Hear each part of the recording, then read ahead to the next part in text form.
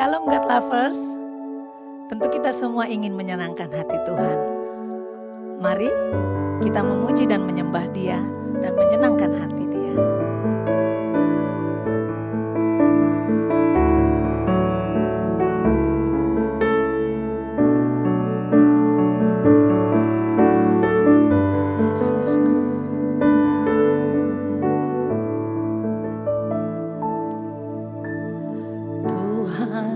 Ku mau menyenangkan-Mu, Tuhan, bentuklah hati ini jadi bejana untuk hormat-Mu, cemerlang bagai emas murni. Ku serahkan hatiku, semua ku berikan padamu. Kuduskan hingga tulus selalu, agar aku menyenangkan-Mu.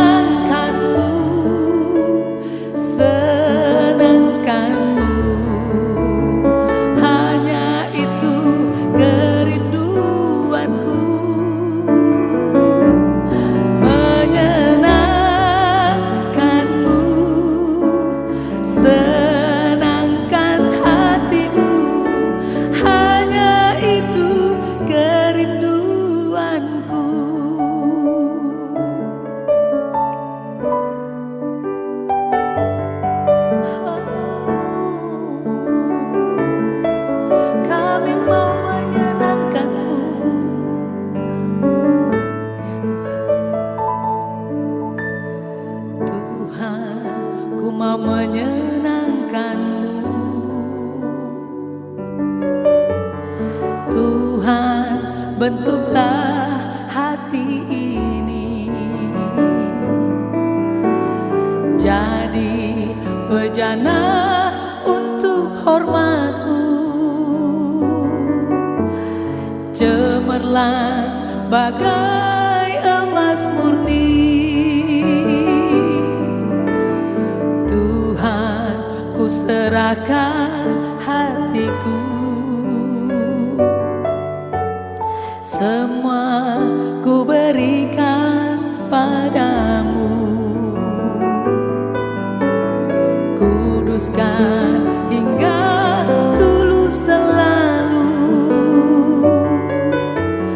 agar aku menyenangkan-Mu.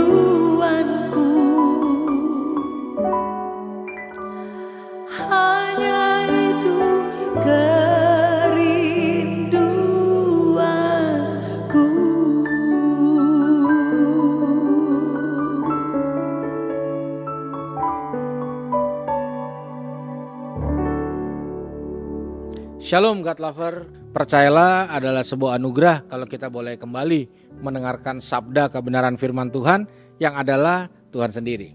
Kita sudah belajar bahwasanya pemimpin itu identitas. Tidak ada hubungannya dengan struktur organisasi. Lalu kita sudah tahu bahwa kegerakan pemimpin gak selalu naik level seperti yang banyak orang pikirkan. Kadang-kadang kepemimpinan di dalam Tuhan itu yang terbesar yang melayani. Dan hari ini adalah satu fase yang saya rasa juga sangat penting untuk dimiliki di dalam hati seorang pemimpin. Terkadang kita sering mendengar atau melihat sinkronisasi antara kepemimpinan dan pemberontakan gitu. Nah, itu sebabnya kadang-kadang muncul justifikasi bahwa kenapa kita harus menggaungkan sebuah kepemimpinan yang kuat supaya kita bisa meredam pemberontakan-pemberontakan yang ada di dalam sekitar kita. Pemberontakan harus diselesaikan dengan kepemimpinan yang baik, saudara. Kepemimpinan yang dari Tuhan pasti akan menyelesaikan banyak problematika dalam kehidupan ini, dan salah satunya adalah pemberontakan-pemberontakan yang ada. Nah, itu sebabnya kadangkala sebuah statement disampaikan pada seorang pemimpin, lalu ketika orang-orang yang mendengar statement atau arahan seorang pemimpin tidak mengikuti apa yang diarahkan atau statement, maka muncullah justifikasi bahwa dia adalah seorang pemberontak. Ini adalah satu hal yang menarik.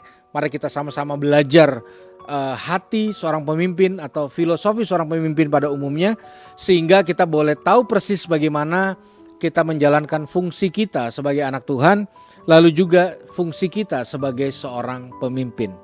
Nah, saudara tahu di dalam perjanjian baru Alkitab berkata gini, taatilah kepada pemimpin-pemimpinmu yang sudah berdoa dan berjaga-jaga di dalam kehidupanmu. Taatilah mereka supaya mereka itu menjalankan dengan hati yang sukacita dan menjalankan dengan kebahagiaan.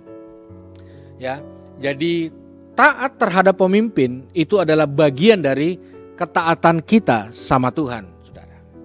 Nah, itu sebabnya kalau kita mau jujur kata, banyak orang akhirnya tertarik dan suka jadi seorang pemimpin karena memang ada kenikmatan untuk memimpin, mengatur, mengkoordinasi dan sebagainya, saudara. Nah, itu sebabnya seorang pemimpin sangat harus mengizinkan intervensi Tuhan setiap hari menguasai hatinya, sehingga yang menguasai bukan ego, tapi yang menguasai adalah cinta, kasih, kepedulian, saudara, perhatian dan pelayanan yang datang dari hatinya Tuhan tentunya.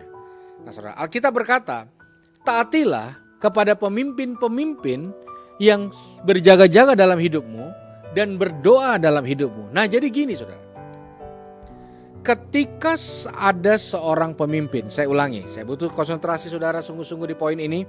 Ketika ada seorang pemimpin, ya, tidak pernah berdoa untuk seseorang, tidak pernah berjaga-jaga dalam hidup seseorang, tidak pernah berkontribusi sesuatu dalam kehidupan seseorang, bagi hidup, bagi waktu, menjaga, mengimpartasikan nilai, tidak ada sirkulasi support kepada orang yang dia pimpin, lalu meminta orang tersebut melakukan sesuatu, dan ketika orang tersebut menolak, lalu pemimpin ini berkata pemberontak, maka sejatinya yang menjadi seorang pemberontak adalah pemimpin tersebut. Karena kepemimpinan harus dimulai dari sebuah impartasi hidup. Saya sebagai pemimpin, saya tidak bisa menjustifikasi seseorang adalah seorang pemberontak kalau saya tidak pernah bagi hidup, bagi pikiran saya, bagi hati saya. Nah, makanya kepemimpinan dalam Tuhan itu sangat seimbang dan memiliki sebuah kekuatan yang sehat. Bukan hanya meminta seseorang untuk membawakan tas kita, membukakan pintu kita, memecatkan lift buat kita, mengantarkan kita kemana-mana, tapi kita juga mau mengangkatkan tas orang lain, membukakan pintu untuk orang lain, dan membagi hidup untuk orang lain. Jadi kepemimpinan itu bukan bos di hadapan Tuhan yang memiliki otoritas penuh dan lalu menjustifikasi pemberontakan ketika ada orang-orang tidak melakukan kita. Kepemimpinan dalam Tuhan adalah gini, apa yang dari pikiran mengubah pikiran, apa yang dari hati mengubah hati, apa yang dari hidup itu mengubah hidup. Jadi jangan sampai kita terlena sehingga kita tanpa kita sadari waktu kita justifikasi seseorang memberontak, kita yang sebagai pemimpin yang sebenarnya menjadi seorang pemberontak yang tidak mau mengimpartasikan kehidupan untuk orang lain. Saya punya satu testimoni, saudara. Saya punya seorang leader awal namanya Leman, tidak terkenal, tidak pernah muncul di sosial media, tidak ada yang tahu. Leman adalah orang yang mengajarkan saya berdoa, baca Alkitab, ngomong depan banyak orang. Semua skill pelayanan dasar saya datangnya dari seorang yang bernama Leman ini. Leman adalah seorang mantan pemakai narkoba kayak saya, dan setiap hari dia berdoa, dia seorang pendoa di Menara Doa, dan setiap hari dia berdoa untuk 2 orang bandar narkoba dia dulu, seorang suami istri bersama dengan saya. Dia punya hati untuk memimpin saya, dia mau memberikan contohnya supaya saya bisa kayak ada hari ini, saudara. Nah, satu kali dia tidak pulang ke rumah. Lalu kami mencari dia kemana-mana dan ternyata dia tidak ada di rumah. Kami cari ke menara-menara doa, ke tempat-tempat dia bisa pelayanan, tidak ada. Leman menghilang tanpa jejak 5 hari. Lalu hari berikutnya kami dan keluarga mencari ke rumah sakit Cipto secara khusus ke kamar jenazah. Lalu betapa kagetnya saya menemukan Leman terbujur kaku di kamar jenazah dalam posisi seperti ini. Jadi ternyata dia pergi nginjilin bandarnya dan suatu apa yang terjadi? Direjeng dia rame-rame dan disuntikkan narkoba di pelipis mata kanan dan kiri. Dia dibunuh di tempat. Di sebelah jenazahnya ada Alkitab terbuka. Dan tahukah saudara, sejak hari itu terjadi revival dalam hidup saya. Orang bisa menikmati apa yang saya sampaikan hari-hari ini, tapi orang tidak tahu. Ada seorang leader yang berani menyerahkan nyawanya untuk orang model kayak saya. Itu leader di hadapan Tuhan. Bukan main asal memimpin, meminta dan mengarahkan tanpa mau impartasi hidup. Kekuatan kepemimpinan di dalam Tuhan bukan kemampuan memimpinnya, tapi kemampuan menyerahkan nyawanya buat orang lain. Dulu, zaman perjanjian lama, domba adalah objek korban untuk gembalanya. Gembala buat dosa, domba yang dipotong. Gembala melanggar, domba yang dipotong. Di perjanjian lama bahwa domba itu disembelih untuk menebus dosa.